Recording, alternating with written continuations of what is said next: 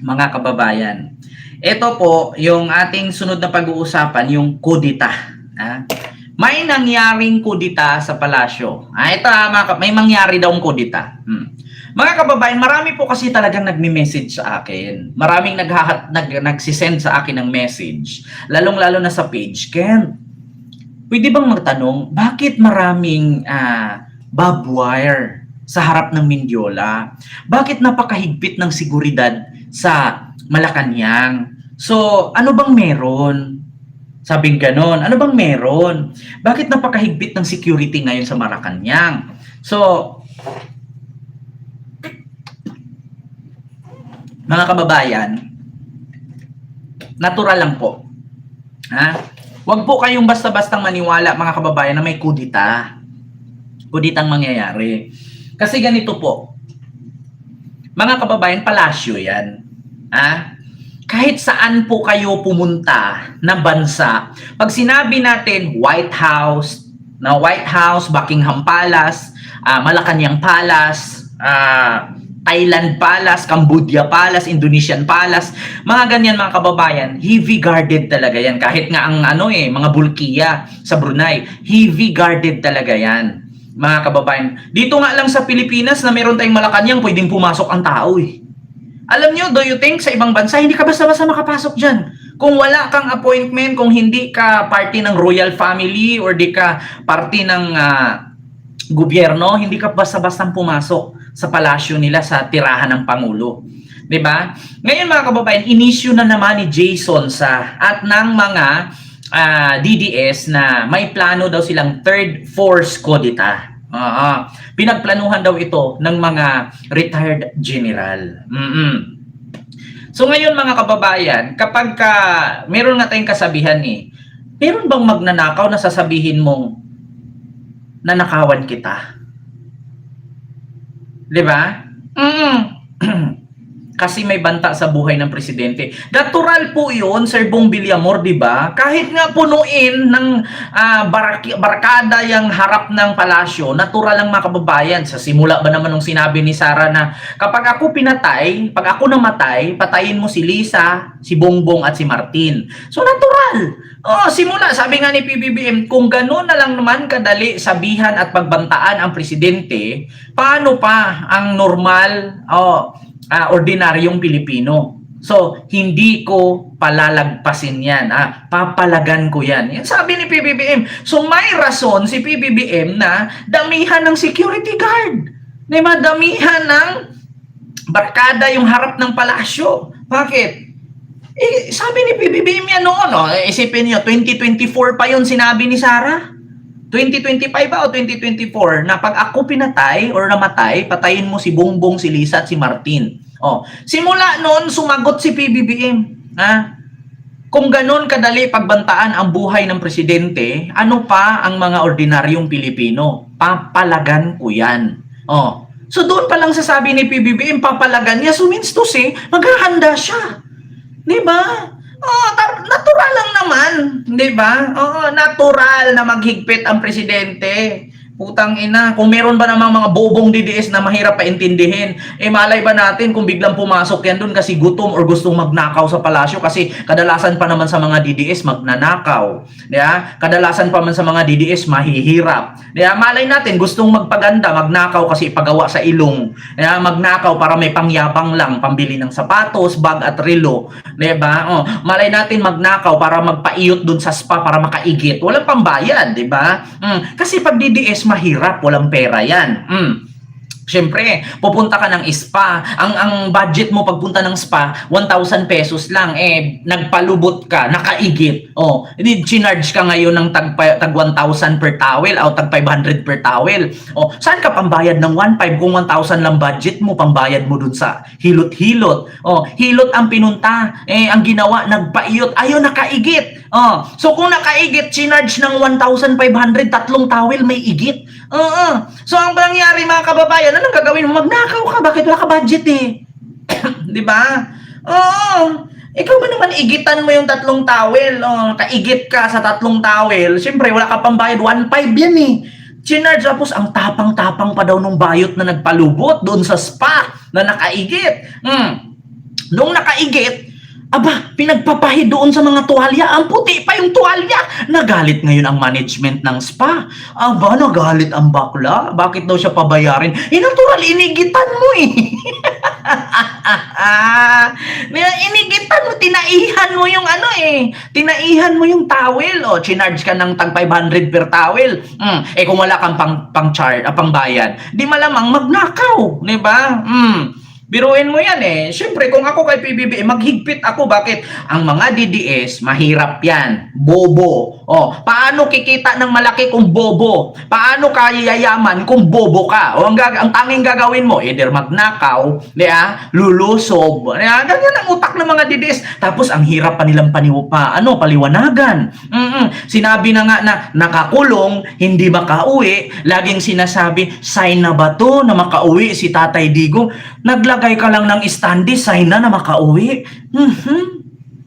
Diyos ko, mahirap paliwanagan, mahirap paintindihin. Kung ako kay PBBM, Diyos ko, pag nilusob ako ng mga DDS na bobo, delikado ang buhay ko. Siyempre, higpitan ko. Higpitan ko yung palasyo. Andyan pa naman yung mga bobong alipuris ni Mang Kanur. Pag nakakain ng Nor 4 cubes yan. Tapos yung ulam niya, sinigang na hipon. Tapos Nor 4 cubes ang nilagay. Syempre, burido utak niyan. Ang lasa pork, tapos ang nilagay mo hipon, di ba? Ganyan mga DDS eh.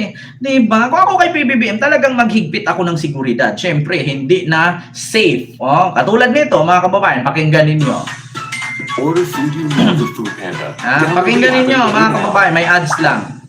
The body scanner reveals the brutal truth about your body that your regular scale will never tell you. For weeks, Muling lumutang ang balitang may nilulutong kudeta laban sa Administrasyong Marcos. Kasama naman si Defense Secretary Gibo Teodoro sa mga retirado opisyal na nagpapakalat nito. Live mula sa Mandaluyong, nangunguna sa balita si Brian Castillo. Brian, anong inside info mo dito sa sinasabing kudeta?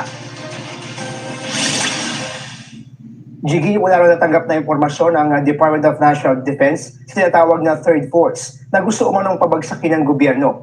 Balikan ko lang, Jiggy, yung konteksto nito. Si Romeo Poquis, na isang retired general, ang nauna nagsabi na may plano umanong kulitami sa tinatawag na Third Force. Si Poquis. So, kung merong ganyan na mga announcement na kuditami Third Force, kung ikaw presidente, hindi ka maghigpit. 'Di ba? Kung ikaw presidente, pagplanuhan kang kudita, hindi ka maghigpit, hahayaan mo lang. Mga kababayan, kung si Apo Lakay noon, forget about all. Let's make our independence. Hayaan mo sila, walang masasaktan. 'Di ba? Ngayon iba na. Kung si Marcos Sr. noon napakabait, si Lisa Marcos ibahin ninyo. Kung si PBBM kahit kurutin mo yun, hindi aaray, si Lisa, ibahin mo si Lisa, nang hahampas yan. Asawa niya yung binababoy ninyo eh. Di ba? Kung alam nyo lang paano ipaglaban ni Lisa si Marcos noon, bigyan ko kayo ng trivia. Alam nyo ba, mula nung pag-umpisang magjowa si Marcos Jr. at si Lisa Marcos, ang pait ng sinapit ni Lisa sa kapatid ni Marcos. Gaganunan, iirapan ka, tatarayan ka, di ba? Siyempre, si Lisa, alam na ni Lisa kung paano siya maltratuhin, paano siya i-lockdown, 'di ba? Paano siya lait-laitin? Ultimo nga sa simbahan 'di ba, yung Maama namin sumasalangit ka, 'di ba, may hahawak ng kamay? Si Lisa, hindi hinawakan ni Baba. Ayaw ni Baba makipaghawak sa kamay. Kaya ang ginawa ni BBM, kinuha na lang kamay ni Lisa, kaya nguminti na lang si Lisa kasi ayaw nga ni Baba, 'di ba? Diyan pa nga lang sa experience ni Lisa for 39 years in marriage. 39 na 36 years. Yung pamamalupit ni Baba kay Lisa, hindi mapapatawad. 'Di ba? Kaya kung yan ang gagawin ng ibang tao kay PBBM, hindi papayag si Lisa diyan. Naranasan na ni Lisa yung pangbabastos, pangmamaliit, pangmamaltrato, 'di ba? Yung Oo, mga kababayan, naranasan ni Lisa yan. Kaya kung doon pa lang sa pamilya ni BBM, naranasan na ni Lisa yan, sa ibang tao, hayaan pa ni Lisa, nagaganyanin sila. 'Di ba? Oo, ganun yan. Tapos ngayon magpaparinig na may third force kudita, hindi ka maghigpit. Diyos ko naman mga kababayan, kung ako kahit araw-araw, maghigpit ako dyan sa palasyo. Bakit? Kung ikaw ba naman merong vice presidenting atat na atat umupo. Di ba? Oo. Atat na atat umupo para pagtakpan lahat ng baho. Di ba? Diyos ko naman, mga kababayan. Ganun talagang gagawin mo kahit ako, presidente. Tapos meron kang vice presidente na araw-araw ka pinagdasal na mabagsak ang eroplano. Araw-araw ka pinagdasal na hindi na magising. Di ba? Totoo yan, mga kababayan. Kung ako man si PBBM ngayon nasa kalagayan ni PBBM, kahit araw-arawin ko yung lagyan ng barkada yan dyan, lagyan ko ng mga baboy yan, lagyan ko ng shotgun yan, lagyan ko maraming security guard. Bakit? Kung ikaw ba naman, meron kang vice presidente na araw-araw kang susumpa. Di ba? Kung kayo mga kababayan, tanungin ko kayo, kung kayo ang nasa katayuan ni PBBM, tapos araw-araw kang ipagdasal ni Sara Duterte, sana mamatay ka na, sana di ka na magising, para ako nang uupo at papalit sa'yo. Hindi ka maghigpit? Tanong ko lang mga kababayan, kung ikaw ba naman araw-arawin, sana mamatay na yan. Sana hindi na magising para ako nang uupo. Sana pag sumakay ng eroplano, bubagsak yung eroplano. Do you think hindi pinagdasal ni Sara yan? Tigil-tigilan nyo nga ako. Nakapagmura nga live. Tapos yung pagdasal na bumagsak ang eroplano, hindi. Tigil-tigilan nyo nga ako. Sa sobrang galit ni Sara na, putang ina ninyong lahat. Martin Romualdez, Lisa Marcos, Bongbong Marcos. Putang ina, pinagmumura mo live.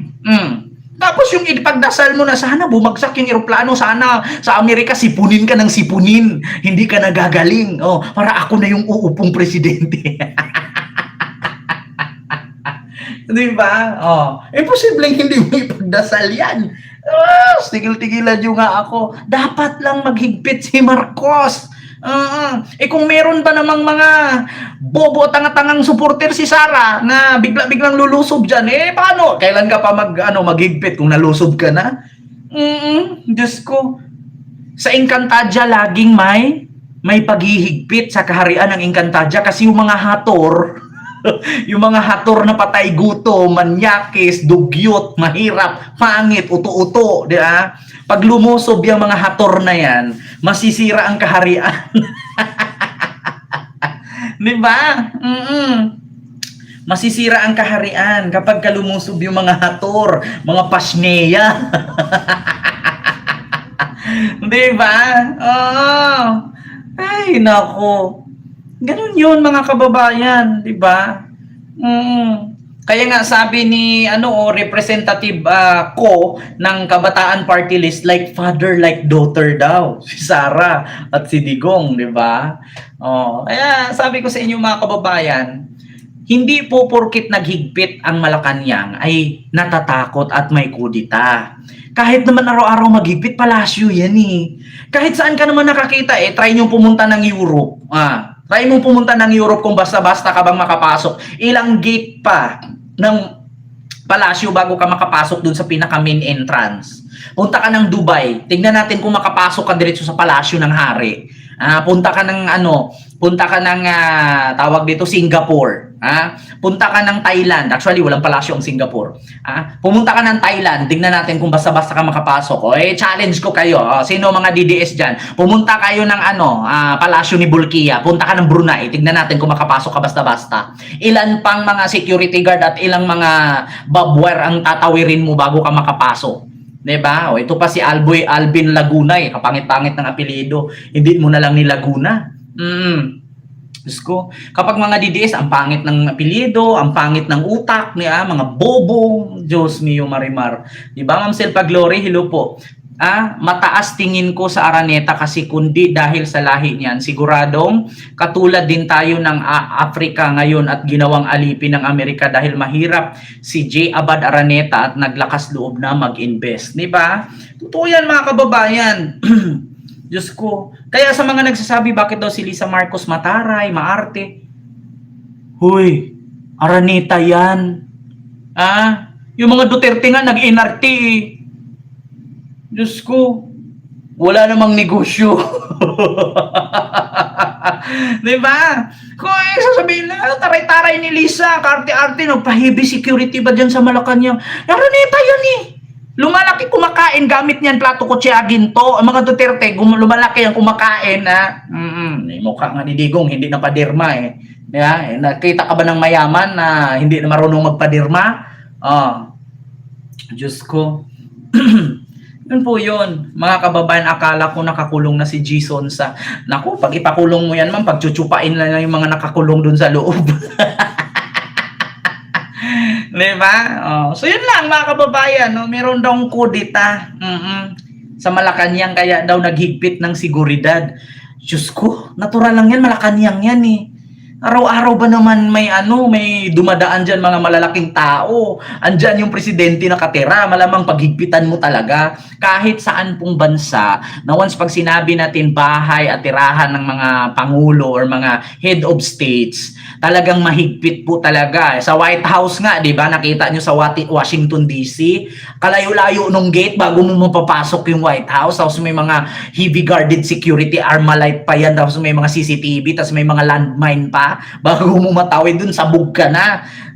Hindi mo man nakikita na may mga security, pero yung mga CCTV niyan, yung mga armas yan, bigla na yung lalabas dyan at tag gaganunin ka na lang. Bago mo apakan yung mga Bermuda doon, sasabog ka kay may mga landmine yan.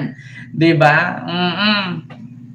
Kala nyo lang, ay nako. Mga kababayan, no? So yun lang po. Mga kababayan, yung ating reaksyon, no, sa mga orahes na ito.